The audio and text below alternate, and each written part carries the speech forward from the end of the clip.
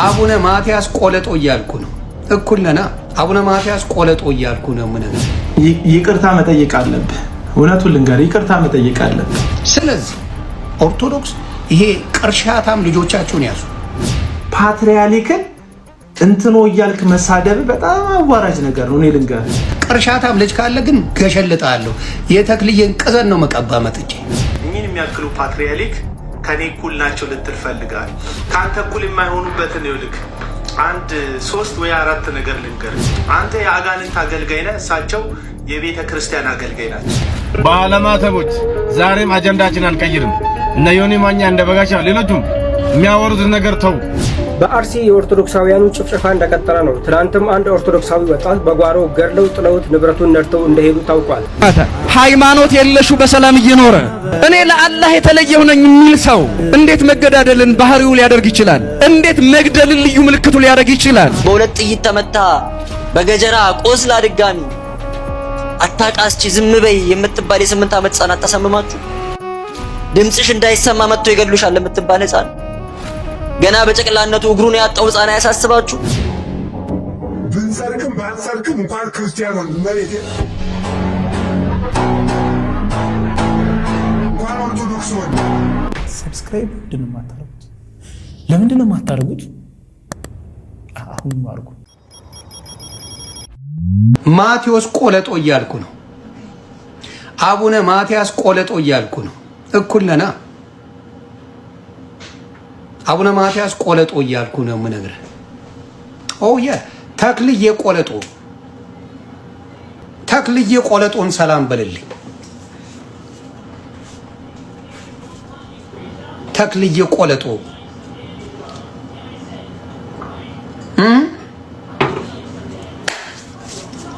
ተክልዬ ቆለጦ ሰላም በለው። በምትመጣበት መንገድ ነው የምሄደው እኔ በመጣህበት። እናንተ ስትሳደቡ ምርቃት ነው። ዮኒ ማኛ ሲናገር ኃጢአት ነው። ተክልዬ ቆለጦ እናንተ ስትሳደቡ የኦርቶዶክስ ልጆች ስትሳደቡ ምንም ችግር የለውም። ከዛ ነጠላ ለብሰ ማርያም ማርያም ብቻ ማለት ነው። ተክልዬ ቆለጦ ወጣ። ሌላ ማን አለ? ሌላ ማን አለ? እንትን አረጋዊ አቡነ አረጋዊ ነው። አረጋዊ ቆለጦ ሰላም ነህ? ሰላም በለኝ። አረጋዊ ቆለጦና ተክልዬ ቆለጦ ተመችተውኛል። ይሄን ማን ኮሜዲያን እሸቱ ዩቲዩብ ላይ ቆለጣ ቆለጦቹን ጥራቸውና መግለጫ ይስጡበት። ተክልዬ ቆለጦንና አረጋዊ ቆለጦን አቡነ አረጋዊ ቆለጦን አንድ ላይ አርግና መግለጫ እንዲሰጡበት በታላቅ ትህትና ጠይቃለሁ። እኛ ፓስተር ቆለጦ ነን፣ እናንተ ደግሞ ተክልዬ ቆለጦ ነው፣ አቡነ አረጋዊ ቆለጦ ነው። ኤርሚሻ ዛሬ በቪዲዮ የለም እንዴ? ይህንን የጠዋት ፊት ካሳየው አንተ ራሱ ደንግጠህ ቤትን ተዘጋዋለህ። የጠዋት ችግር የለም ለሴት ልጅ ነው። እድሜ የጠዋት ፊት ነው። እግዚአብሔር ይባረክ። ንግግሬን ከመናገሬ በፊት ሰላምታም ከመስጠቴ በፊት ዮኒ አንደኛ ጢሞቴዎስ መልክ መጽሐፍ ምዕራፍ 1 ቁጥር 15፣ 16 እና 17 ሶስቱን ቁጥር አንብበውና እዛ ሰላምታ ለወንድሞችም እሰጣለሁ፣ ደስታዬንም እገልጣለሁ። እግዚአብሔር ይባረክ። አንደኛ ጢሞቴዎስ መልእክት ምዕራፍ 1 ቁጥር 15፣ 16 እና 17 ኢየሱስ ወደ ዓለም መጣ ኃጢአተኞችን ሊያድን ክርስቶስ ኢየሱስ ወደ ዓለም መጣ የሚለው ቃል የታመነና ሁሉ እንዲቀበሉት የተገባ ነው። ስለዚህ ኦርቶዶክስ ይሄ ቅርሻታም ልጆቻችሁን ያዙ። ቅርሻታም ልጆቻችሁን ያዙ። so we gonna be good። ቅርሻታም ልጅ ካለ ግን ገሸልጣለሁ። የተክልዬን ቅዘን ነው መቀባ መጥቼ don't play with me።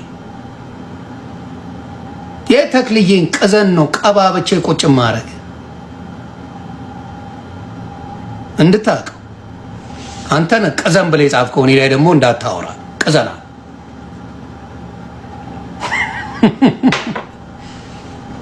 አቤል ጀበና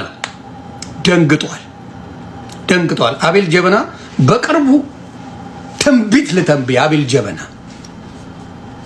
በጣም ጴንጤዎች ጌታ ምስክሬ በጣም ተበሳጭተውብሃል።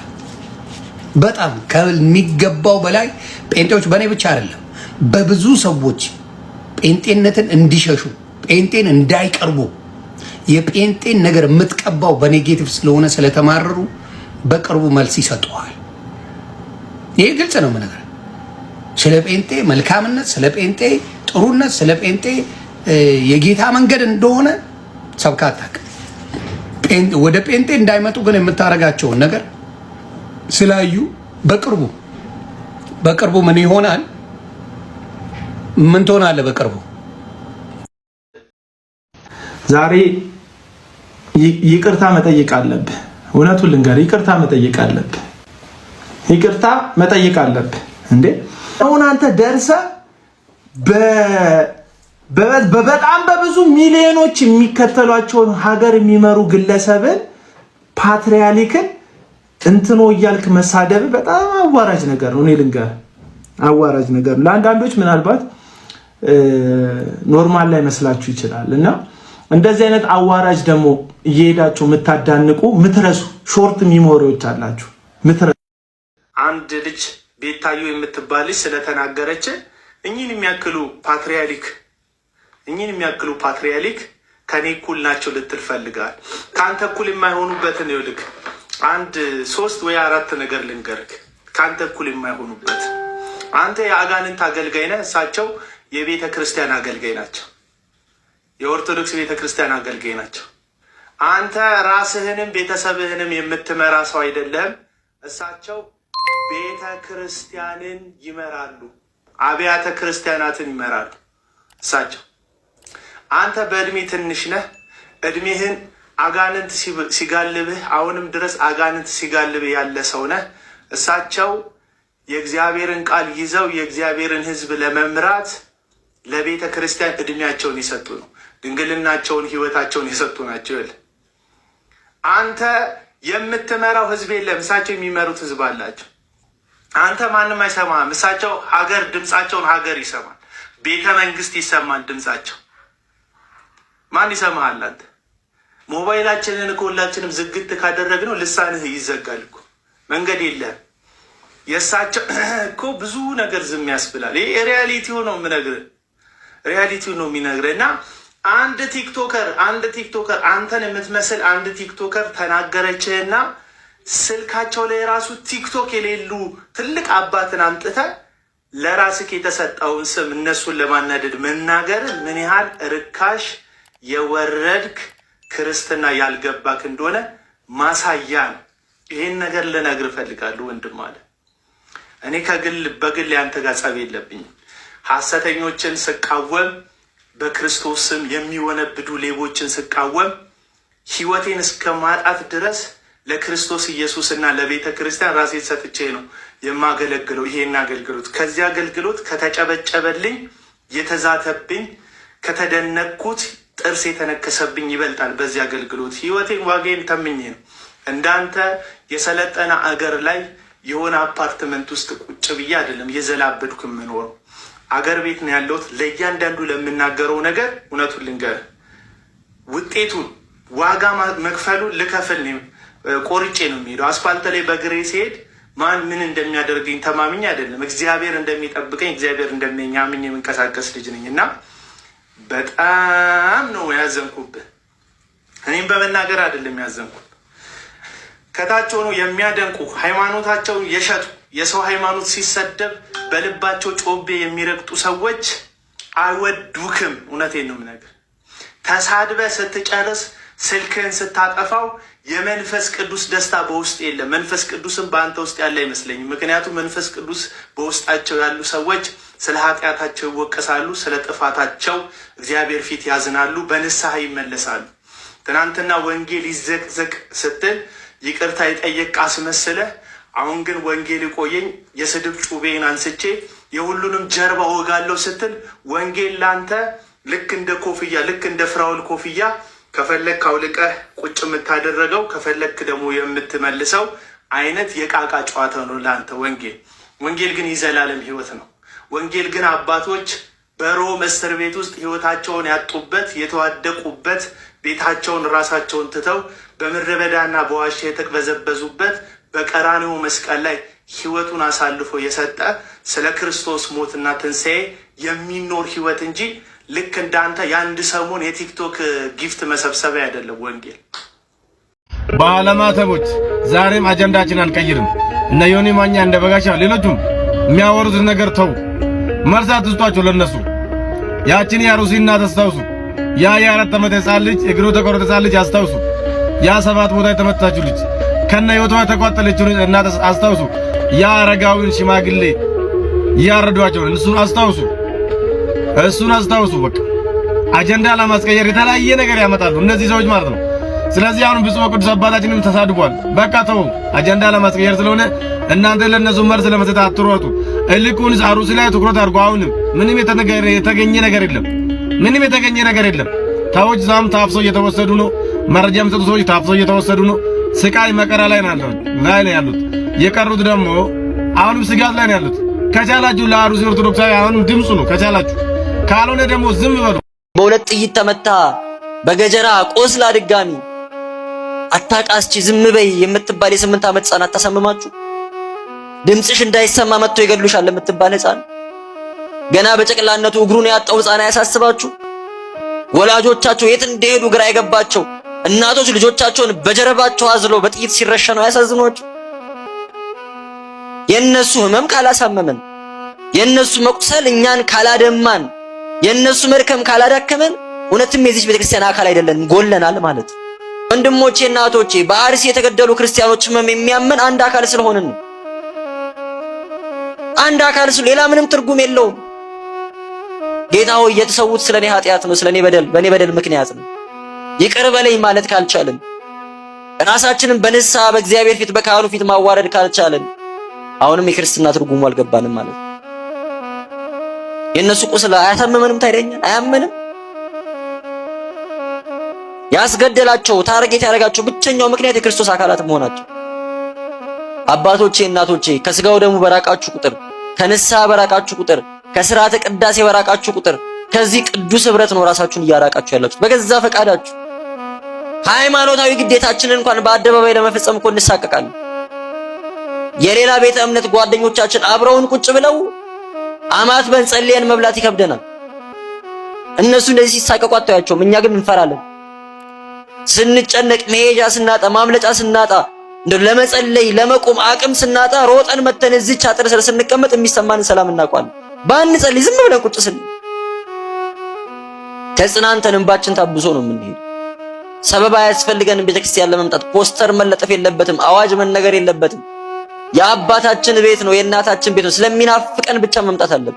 አንዳንዱ ያወቀ መስሎት የተሻለ ነገር ያደረገ መስሎት እኔ ቤቴ ጸልያለሁ፣ እኔ ቤቴ መጽሐፍ ቅዱስ አነባለሁ፣ እኔ ቤቴ ቃል እግዚአብሔር እማራለሁ፣ ቤተክርስቲያን መምጣት አያስፈልገኝም ይላል። ይህ ስህተት ነው። ክርስቲያን ስህተት ነው። የትም ቦታ ላይ ሆነን የምንጸልየውን ጸሎት እግዚአብሔር ይሰማል። እዚህ ቦታ ላይ ሆነን የምንጸልየውን ጸሎት ግን የበለጠ ይሰማል። ቤታችን ንስሐ መግባት አንችልም። ቤታችን መጠመቅ አንችልም። ቤታችን መቁረብ አንችልም። ቤታችን ሚስጥረ ቀንዲል ቅባ ቅዱስ መፈጸም አንችልም። 7ቱ ሚስጥራት ቤተክርስቲያን የሚፈጸሙት በቤተክርስቲያን ቅጥረ ግቢ ውስጥ ብቻ ነው። ከየትኛውም የግል ጸሎት በህብረት የሚደረግ ጸሎት ይበልጣል።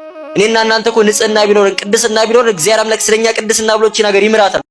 በአርሲ የኦርቶዶክሳውያኑ ጭፍጨፋ እንደቀጠለ ነው። ትናንትም አንድ ኦርቶዶክሳዊ ወጣት በጓሮ ገድለው ጥለውት ንብረቱን ነድተው እንደሄዱ ታውቋል። መንግስት ደግሞ ግድያውን መረጃ ወደ ውጭ እያወጣችሁ ነው በማለት ኦርቶዶክሳውያኑን እያሰረና እያሳደደ ይገኛል። በአጭሩ ገዳዮቹ መንግስትም በአንድነት ኦርቶዶክሳውያኑ ላይ ዘምተዋል። የመንግስት ተጠያቂነት እጥፍ ድርብ ነው። በወንጀሉ በመሳተፉ ወንጀለኞችን በማስቻሉም ጭምር ነው። በጉዳዩ ላይ የተለያዩ ዓለም አቀፍ ተቋማት ግንዛቤ እያገኙ እንደሆነ ይታወቃል። የጉዳዩንም አሳሳቢነት እየገለጡ ነው። በሚቀጥሉት ቀናትም ይህ ጉዳይ ይቀጥላል።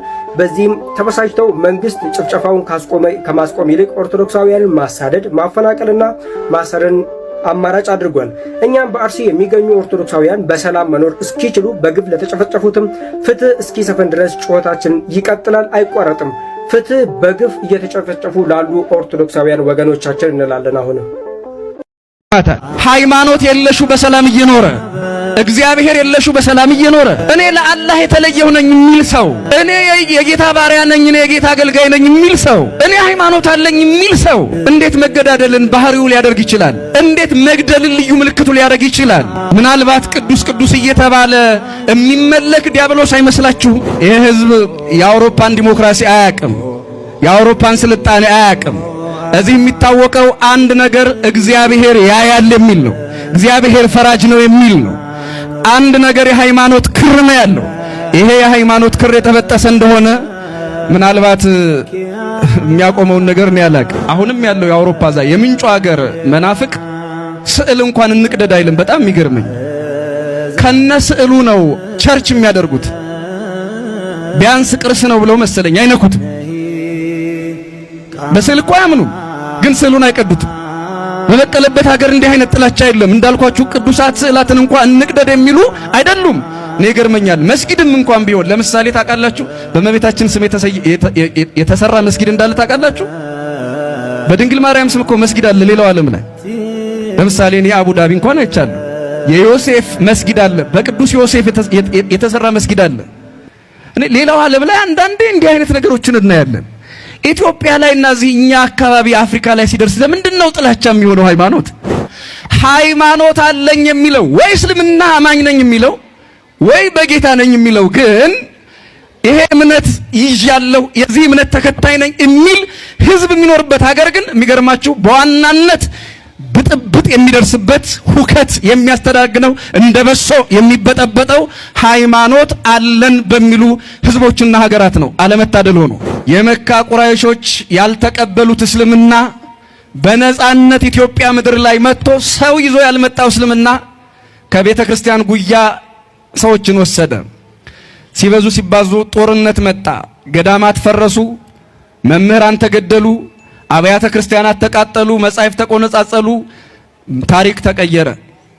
በዚያ በጨለማ ዘመን ያውም ያገሩ ህዝቦች አናኖርህም ያሉት ዛሬ እንዲህ የሚወዱት ሃይማኖታቸው ሊሆን በጠሉት ጊዜ በዚያ በሀገሩ አናኖርህም ባሉት ጊዜ የተገፋው እምነት ሰው ሳይዝ ቁርአንና ጥቂት ሰዎችን አስከትሎ የመጣው እምነት በሰላም መኖር ጀምረው በሰላም ተባስተው በሰላም ተዋልደው ኖረው እዚህ ምድር ላይ ኢትዮጵያውያን ከሆኑ በኋላ መከራ ክርስትናን ከገጹ ያጠፋበት አብያተ ክርስቲያናትን ወደ መስጊድነት የቀየረበት አጋጣሚም እንዳለ አንረሳም።